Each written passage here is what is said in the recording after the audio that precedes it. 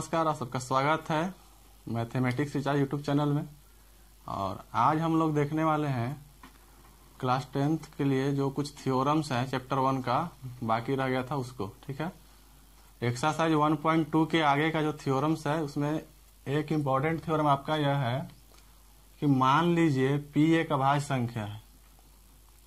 कह रहा है कि मान लीजिए P एक अभाज्य संख्या है यदि P a स्क्वायर को विभाजित करती है, यानी P कोई क्या है,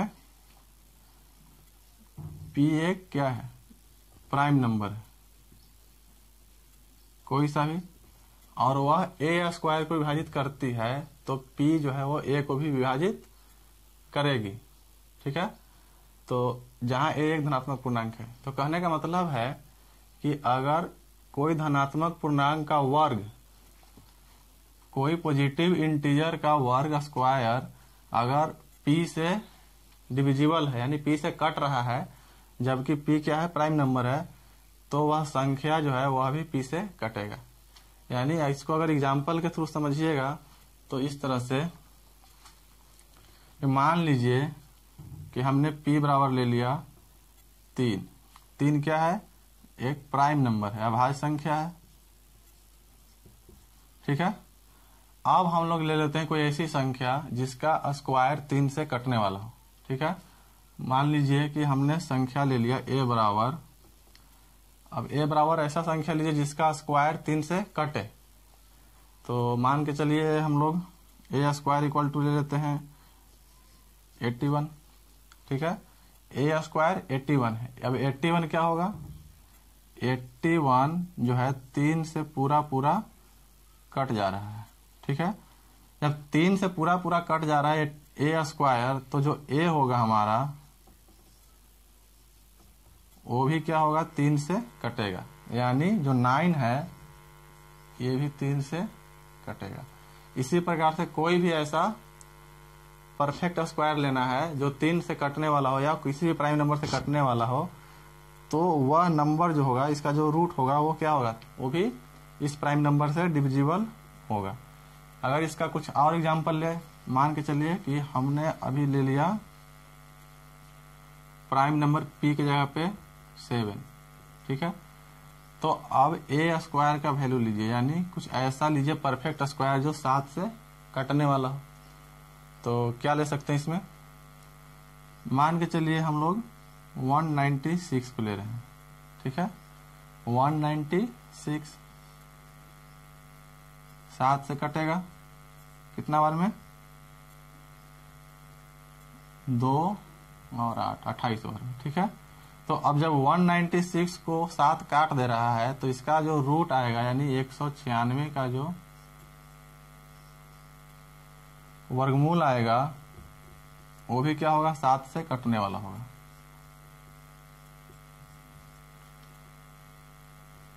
ठीक है, यहाँ पे आप कोई भी संख्या ले सकते हैं। यहाँ पे मान के चलिए कि आप ले रहे हैं, अब कोई भी संख्या ले सकते हैं, लेकिन शर्त यही है कि परफेक्ट स्क्वायर होना चाहिए, यानी a स्क्वायर के रूप में होना चाहिए, उसका वर्गमूल पूरा पूरा निकल जाना चाहिए।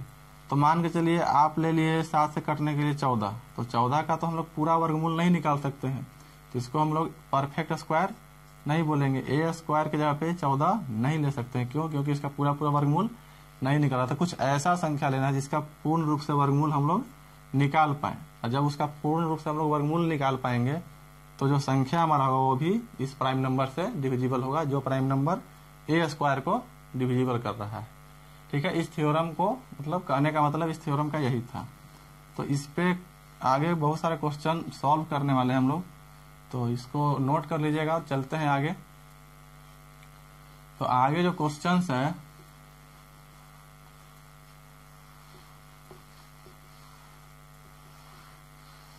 देखिए आगे क्वेश्चन आता है, इंपॉर्टेंट क्वेश्चन है कि सिद्ध कीजिए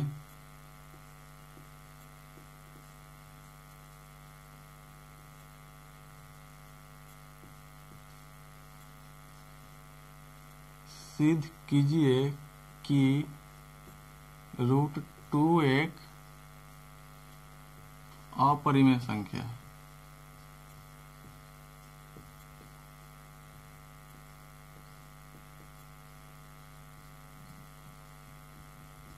यानी प्रूव डैट या शो डैट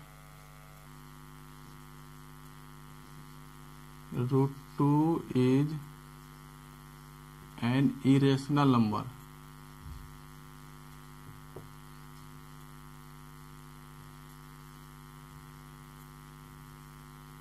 देखिए इसको जो है सॉल्व करने का जो तरीका है वो क्या है, जैसे दिखाना है कि √2 एक अपरिमेय है। कैसे दिखाएंगे कि √2 अपरिमेय है? जान तो रहे हैं कि √2 एक अपरिमेय, लेकिन इसको आपको सिद्ध करना है। तो यहाँ पे हम लोग उल्टा मानते हैं, ठीक है। √2 को मान लेते हैं कि एक परिमेय है।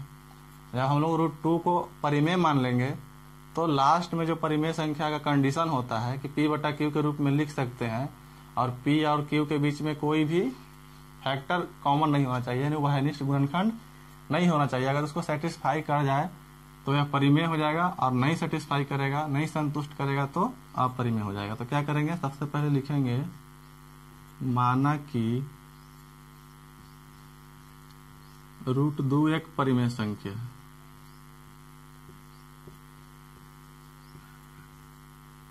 परिमेय संख्या है, यानी let √2 is a rational number.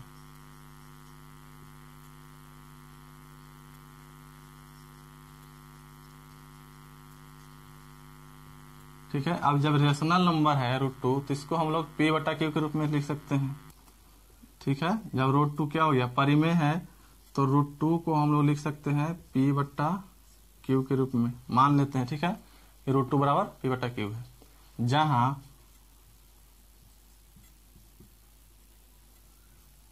p और q में एक के अलावा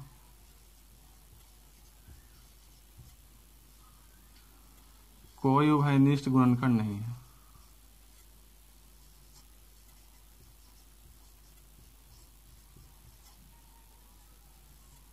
कोई उभयनिष्ठ गुणनखंड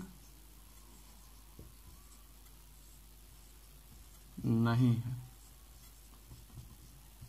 ठीक है, यानी p और q ऐसी संख्याएं हैं जहां पे इसके मतलब इसके बीच में एक के अलावा कोई भी गुणनखंड कॉमन नहीं आ रहा है, यानी प्राइम नंबर है। दोनों क्या है, प्राइम नंबर है।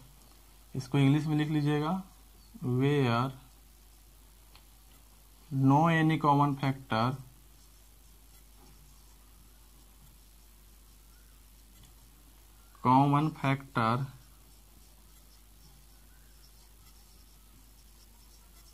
Between p and q। ठीक है, यानी एक को छोड़ करके, एक को तो ऐसे लेते नहीं, चलिए ठीक है। यानी p और q को और हम लोग लोएस्ट फॉर्म में नहीं ला सकते, यानी एकदम सबसे क्या है, सिंपलेस्ट फॉर्म में। जैसे मान के चलिए 2/3 होगा, तो इसको हम लोग और छोटा नहीं कर सकते, इसको और हम लोग छोटा नहीं कर पाएंगे, तो इस फॉर्म में कहीं ना कहीं p/q है। अब क्या करेंगे, दोनों तरफ क्या कर लेंगे, स्क्वायर करेंगे। दोनों तरफ वर्ग करने पर, या सिर्फ वर्ग करना भी लिख सकते हैं, दोनों तरफ वर्ग करने पर, यानी टेकिंग स्क्वायर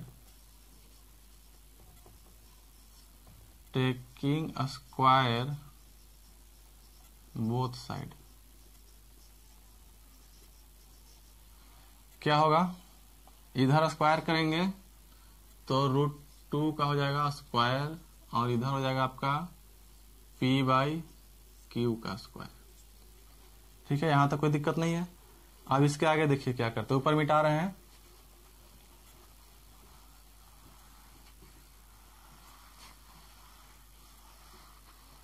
अब यहां देखिए √2 का स्क्वायर करेंगे तो हो जाएगा 2, इधर हो जाएगा p²/q²। ठीक है, अब इसको इधर कर सकते हैं, यानी 2q² = p²। अब क्या करेंगे,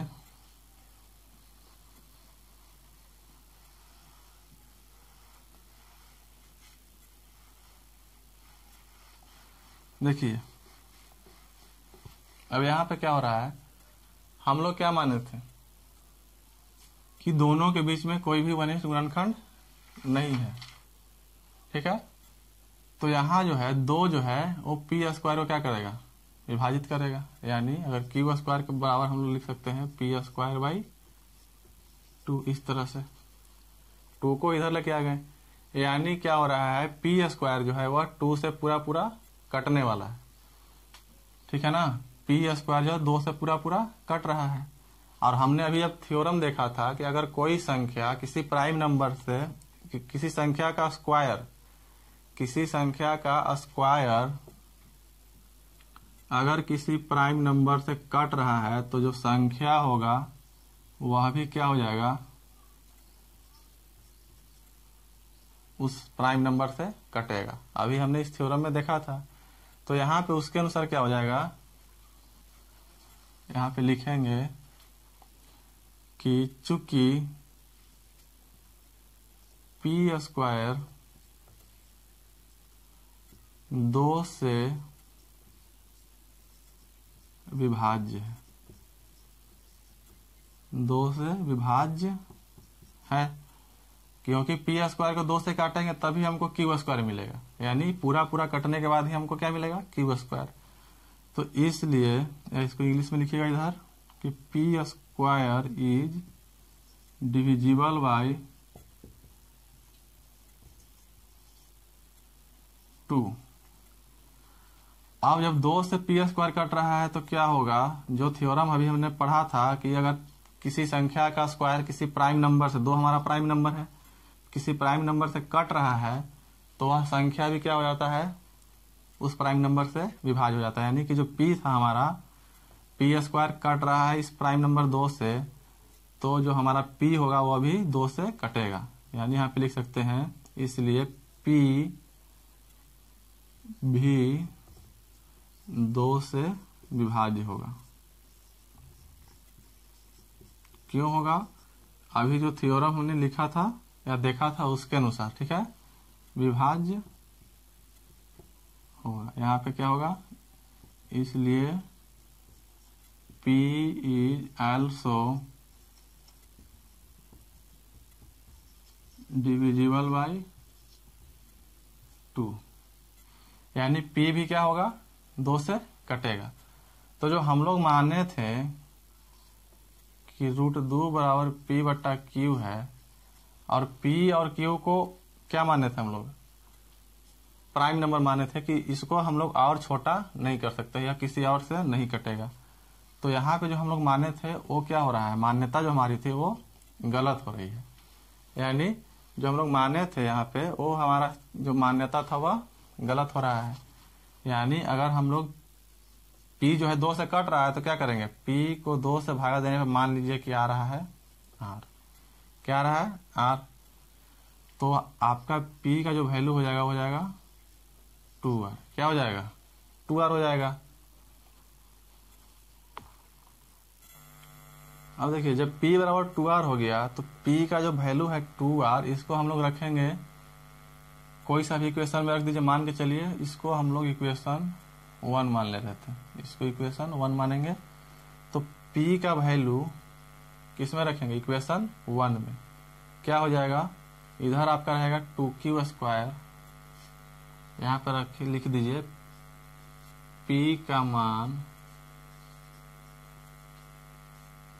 समीकरण 1 में रखने पर, समीकरण 1 में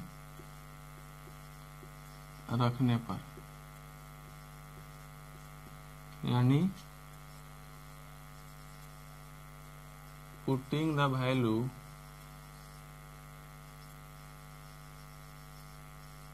ऑफ P इन इक्वेशन 1। अब इस इक्वेशन में क्या करना है, P के जगह पे 2R रखना है। P जो है हमारा यहाँ पे, इसके जगह पे क्या करेंगे, 2R रखेंगे। चलिए रख के देखते हैं, इसको मिटा रहे हैं। ऊपर से इक्वेशन यहाँ पे पहले लिख देते हैं। जो हमारा इक्वेशन नंबर 1 है वो है 2Q square equal to P square. इसी में हमको क्या करना है, P p का वैल्यू रखना है। चलिए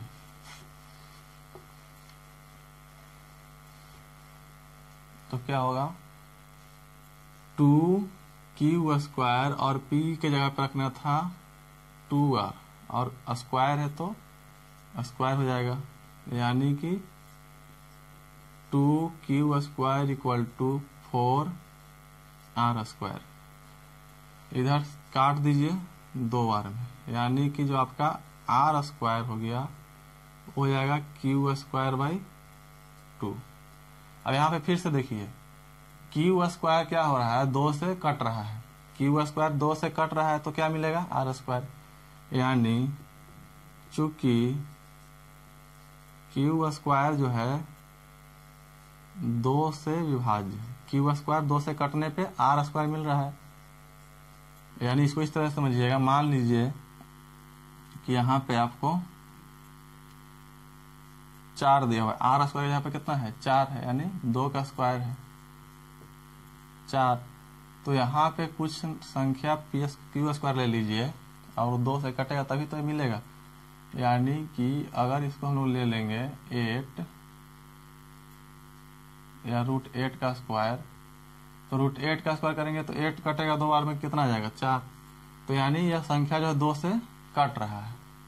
तो इस प्रकार यहाँ लिखेंगे कि q² जो है 2 से विभाज्य है।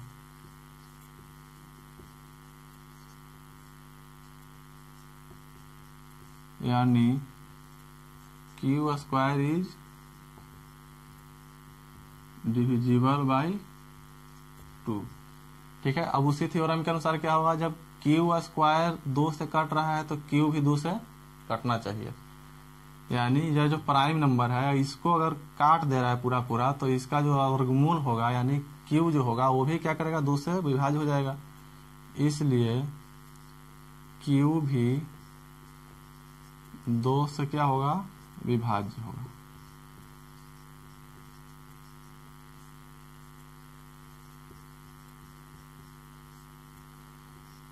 यानी q इज also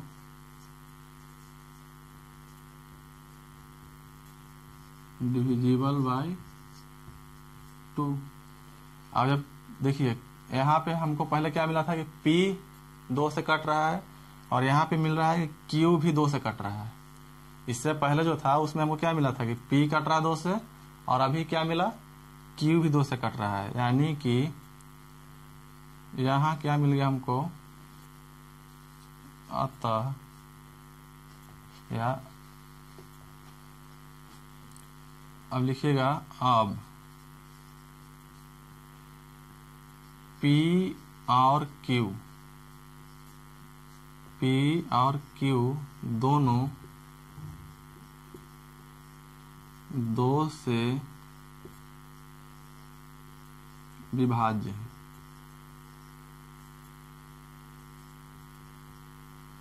यानी both P and Q are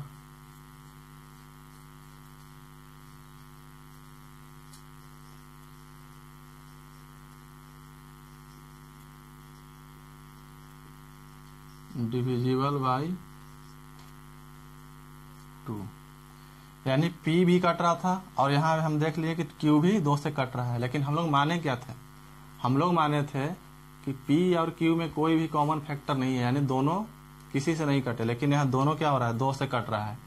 यानी यह इस फॉर्म में हो गया कि P भी कटेगा 2 से और Q भी कटेगा 2 से। मान लीजिए इसको P को काट रहे थे 2 से तो R मिल रहा था, तो इसको काटने पे मान लीजिए S मिलेगा, ठीक है। लेकिन हम लोग क्या माने थे कि यह एक के अलावा और किसी से ना कटे, तो जो हम माने थे वो यहाँ पे गलत साबित हो रहा है। हमारी जो मान्यता था कि P और Q में कोई भी कॉमन फैक्टर नहीं है, लेकिन यहाँ पे जो 2 है यह दोनों में क्या है कॉमन है, यानी P और Q दोनों में 2 होगा तभी यह दोनों क्या हो रहा है 2 से कट रहा है। यानी किसी भी संख्या अगर कोई नंबर से विभाज्य हो रहा है तो वह नंबर जो है उसका फैक्टर होता है। तो यानी यहाँ 2 जो है इन दोनों का क्या है फैक्टर है। जब दोनों का फैक्टर हो जाएगा तो हमारा मान्यता जो था वह गलत हो गया, यानी हमारा जो एजम्पशन था कि P और Q में कोई कॉमन फैक्टर नहीं है वह गलत है। तो यहाँ पे लिखेंगे चूंकि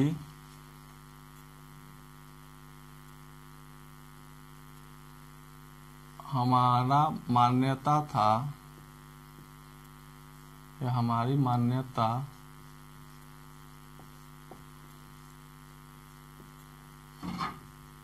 गलत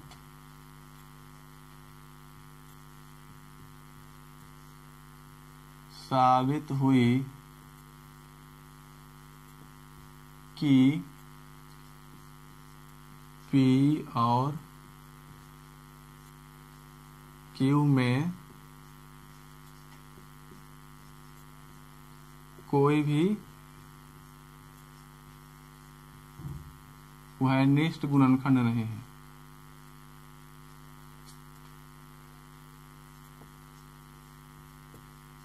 वैनिष्ट गुणनखंड नहीं है। यानी जो हमारा एजम्पशन था कि P और Q में कोई वैनिष्ट गुणनखंड कॉमन फैक्टर नहीं है, वह रॉन्ग हो गया। यहाँ पे लिख लेंगे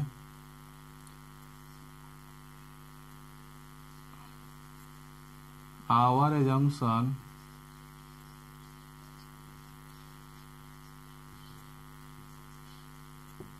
is wrong that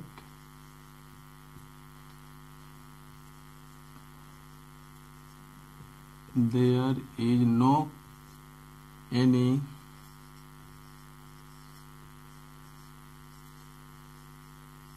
common factor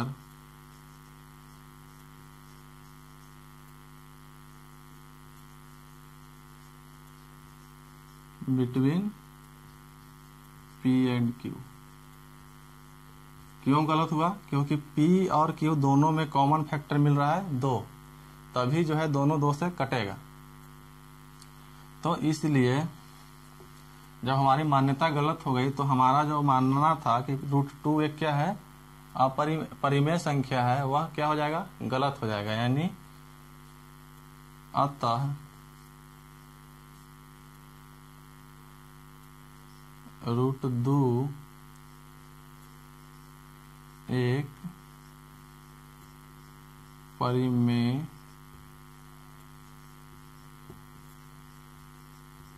संख्या नहीं हुआ। यहाँ क्या मिल रहा है हमको, विरोधाभास हो रहा है। यानी जो हम लोग माने थे वह सही नहीं है, उसका क्या मिल रहा है, उल्टा चीज मिल रहा है।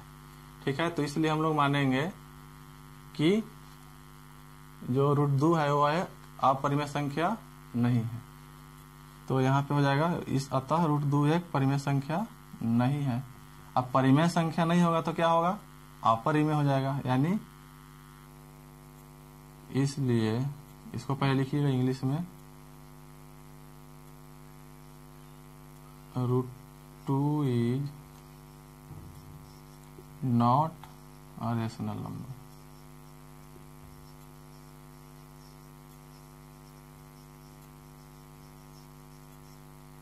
इसलिए क्या हो जाएगा, √2 एक अपरिमेय संख्या हो जाएगा।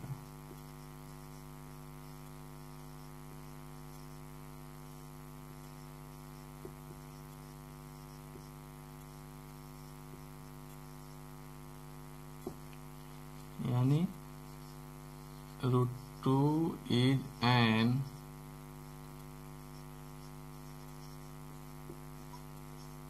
irrational number। ठीक है, प्रूव्ड हो गया। यानी हम लोग माने थे कि P/Q के रूप में √2 को लिख रहे हैं। ठीक है, √2 को P/Q के रूप में लिख रहे हैं और कोई भी वैनिष्ट गुणनखंड नहीं है। लेकिन हमारी मान्यता जो है वह गलत साबित हो गई, क्योंकि दोनों में वैनिष्ट गुणनखंड मिल रहा था 2, इसलिए √2 जो है परिमेय संख्या नहीं हो सकता है। तो परिमेय नहीं होगा तो क्या हो जाएगा, अपरिमेय संख्या है। ठीक है, सिद्ध हो गया।